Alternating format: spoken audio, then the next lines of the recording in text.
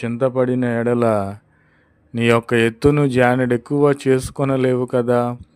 కాబట్టి మీరు దేనిని గూర్చి చింతపడవద్దు. దేనిని గూర్చి అయినను మీరు ప్రార్థన విజ్ఞాపనల చేత దేవునికి మీ విన్నపములు చెప్పాలి.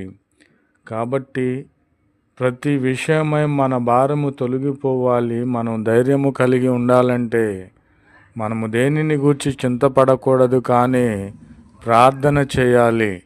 ప్రార్థన వినగలిగినటువంటి దేవుని యొద్దకు మనము వచ్చి ఉన్నాము కనుక లోకరక్షకునిగా మన కొరకు పుట్టి ఉన్నాడు. మన పాపములను పరిహరించి మనకు బదులుగా తానే మరణించినటువంటి యేసు క్రీస్తు వైపు మనము చూడాలి.